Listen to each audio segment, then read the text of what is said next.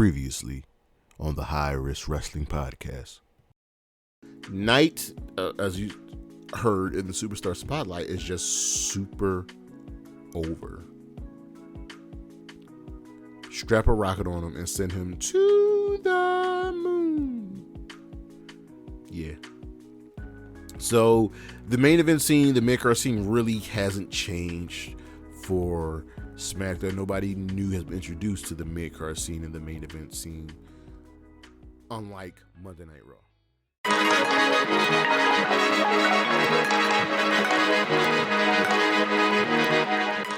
Good morning, good evening, good day, good afternoon, everybody. It is Saturday, July 22nd. You know what that means. It is time once again for the High Risk Wrestling Podcast. I am your host, following the rules of tribal combat. Yes, Jeremy Pierce once again back at it.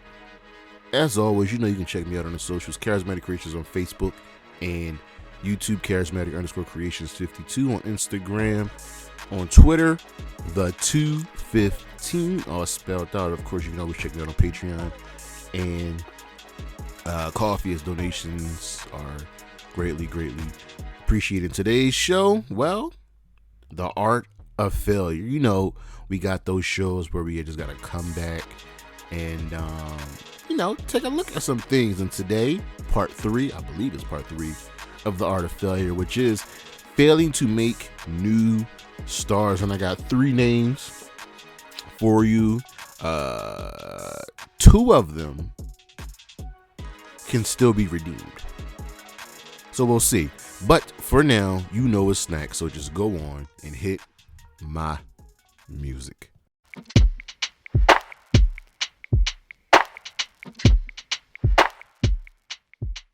So while we're on the subject of the art of failure, here's a quick tiny list of 5 people I think that just need a reboot in some way, shape, or form. And number 5 is Austin Theory. Now, currently, he's the United States champion. He has defeated John Cena at WrestleMania, and Vince sees something in him, but he's just here. He's just right now a guy holding a championship, and he's got a good look, and he's got talent, but something is missing. Grayson Waller is what Vince thinks Austin Theory is, and Theory's got to tweak something. Number 4, Nick Aldis. Now, Nick Aldis is one of the top currently free agents on the market, and he's done a lot. He's a former world champion in a few promotions, and is very well respected. So what's missing? Like, I've never seen somebody that just is a top guy and is just like kind of over, but not really over. And he's got to find like a true gimmick, a true niche to really put him on top. Number 3, Britt Baker. Now, y'all know I'm not the biggest Britt Baker fan. I think she's highly overrated. I think she's good though. She's good, but I'm gonna need something more than just you're a dentist. Like, I'm gonna need something more than just, I'm quote unquote the face of the women's division, and maybe a complete overhaul would be in order. Maybe just some tweaks would be in order, but she's got to grow and adapt some more. Number 2, The New Day. Now listen, I love these boys. We all love these boys, and the power of positivity, holding it down, works. But maybe a not a heel turn, but like a tweak to tweeners. Aggressive on the power of positivity, aggressive on making people feel better, and it would just give them a new edge, a new spark to them whenever they're all fully healthy and back together. Number 1 is Charlotte Flair. Lord, she needs an overhaul. The queen, the nepotism, all of that it's played out. It's over and done with. You already have a bunch of world title reigns, and they really don't mean anything. It's time for Charlotte to take a step in a new direction, and I think part of that has to be she needs to go on like a really, really strong losing streak. She's really gotta change. She's really gotta be down on her. Maybe something like bum ass Baron Corbin would help Charlotte, but she's gotta change for something.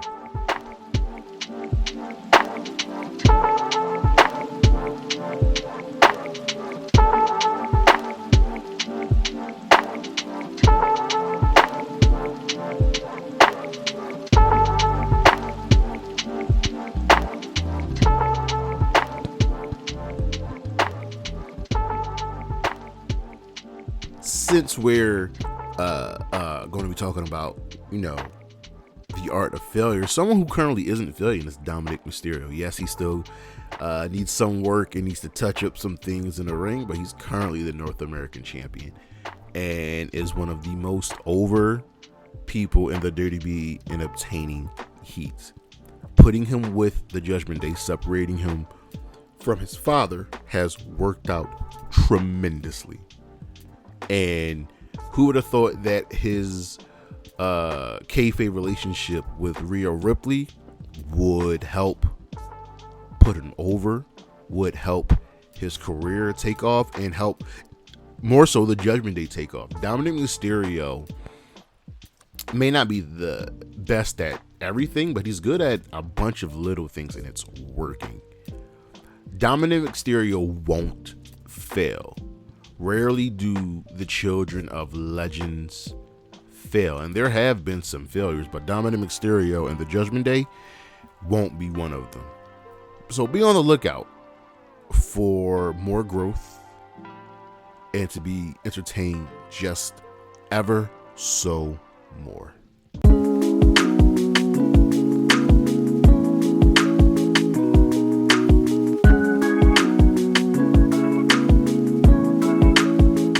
Here we are once again with the art of failure.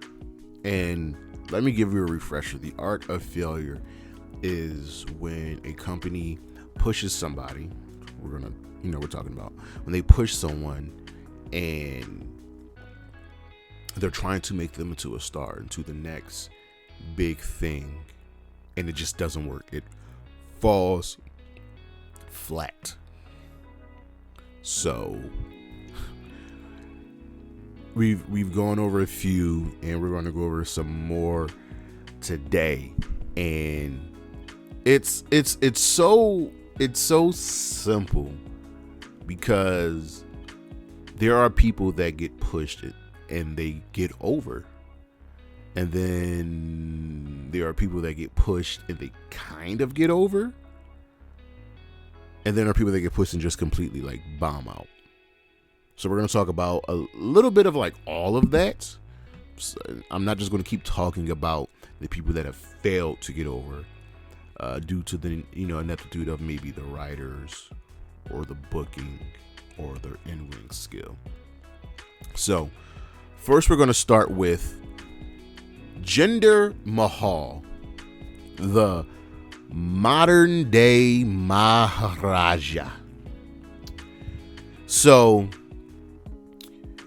back in the 2000s, there was a wrestler named Muhammad Hussein, and it looked like for the first time in a long time that even though the WWE were doing a foreign wrestler gimmick, this one was going to be different. It was going to be a man who wanted to get past that, to get past your insecurities and your bigotry, and to see him as more than a man.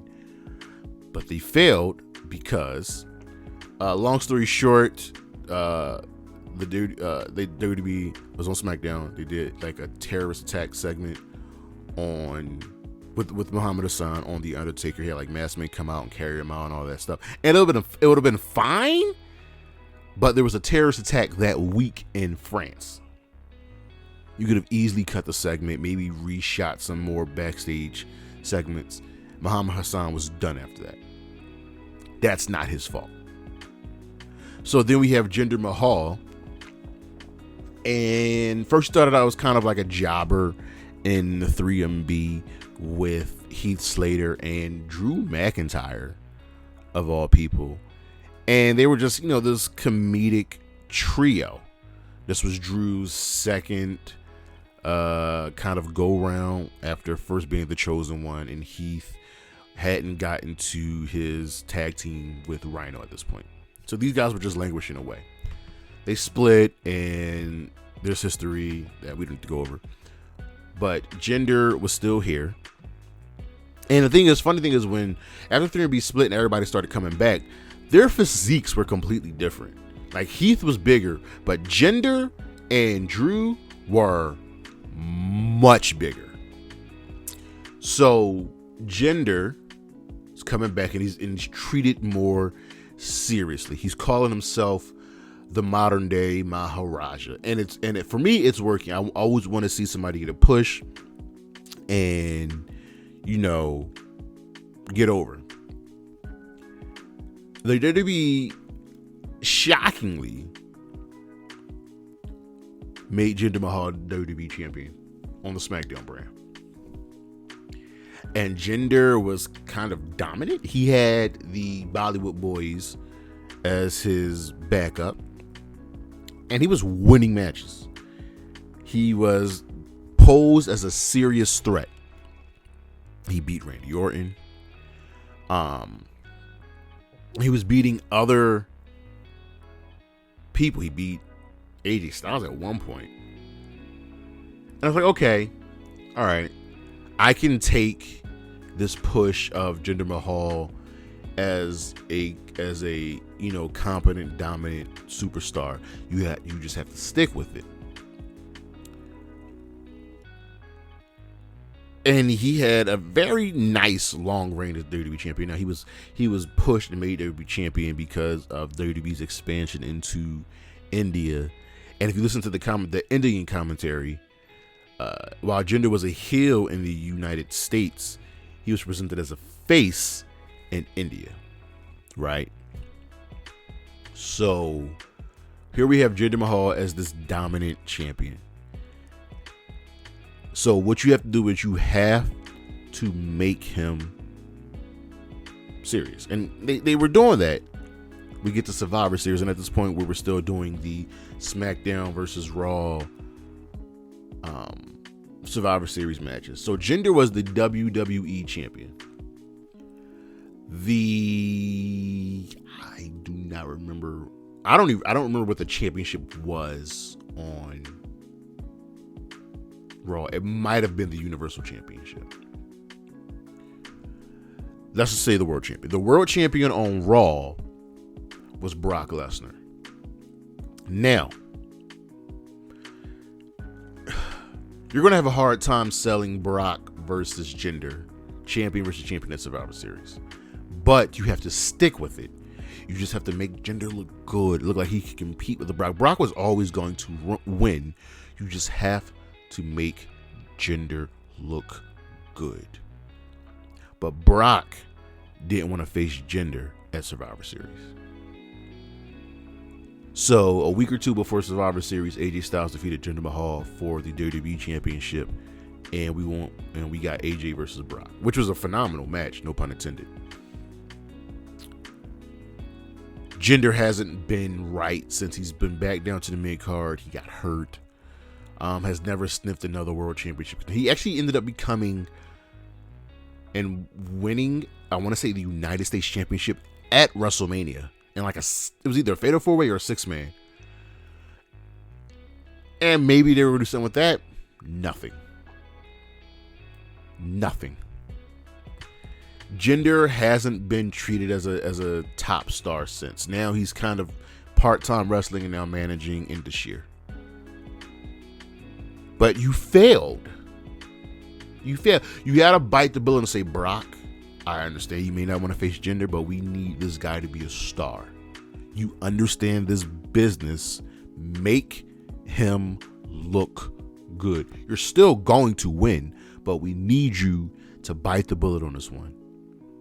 But Vince does what Vince wants, and he wants to keep Brock Lesnar happy. So partly due to Brock, Jinder Mahal will never be WWE champion again. Jinder Mahal will never be taken seriously. Jinder recently had a run in NXT, lost, but he came back with this year, which is, I guess, a win. But you failed. Now you don't have any Indian stars. You failed with Ali. You have no Indian Middle Eastern stars because you keep failing. And you had one right there with the Jinder Mahal. What more needs to be said? Over in AEW, we'll keep this one brief. Trench and Parker Boudreaux.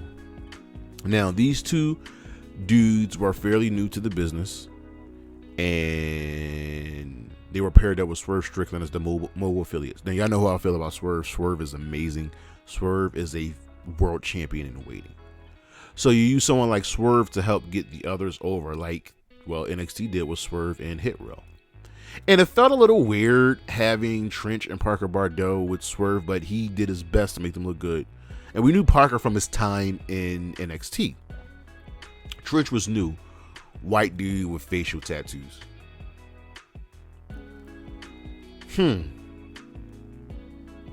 Well, what did Trench and Parker Boudreaux ultimately do?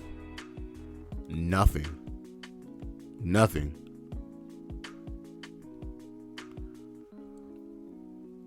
And do I really need to blame Tony Khan? Because, I mean, both the dudes got hurt. That's obvious. But it just felt odd that they were just randomly sprung on us. You know what I mean? They did nothing. If you would have put them on Dark, because we still had Dark at the time, had them be a tag team first, and maybe have Swerve start scouting people, and then ultimately choose Trench and Parker Boudreaux, both who are no longer in AEW, then they would have got partly because everybody knows Swerve. Everybody loves Swerve. Oh well. And lastly, a guy, actually, and girl, that y'all know I really don't care about. Karrion Kross and Scarlett, formerly Killer Kross on Impact. So their time in Impact is fine. World champion, feuding with a lot of major names, whatever. You know what I mean? It's his time in the WWE, which is kind of the funniest. So he goes to NXT. Triple H is running NXT and has Karrion Kross defeats at the time one of their bigger stars in Keith Lee. Keith Lee had just finished up a nice feud with Adam Cole, becoming the NXT champion and the North American champion. But he was sacrificed to Karrion Kross. Keith Lee relinquished the North American Championship, I think, like 2 weeks later, and then I think maybe a month after that, he lost the NXT Championship to Karrion Kross. So Keith Lee was a transitional champion, and Karrion Kross was what I felt was a Vince McMahon move with some Triple H, because you know who Triple H likes and doesn't like. Kross went on to be champion and beat everybody. And then, not only that,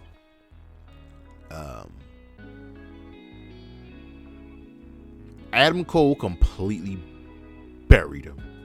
Like, absolutely buried him on the mic. Go back and watch the segment. Kross and Scarlett had to stand there and take it.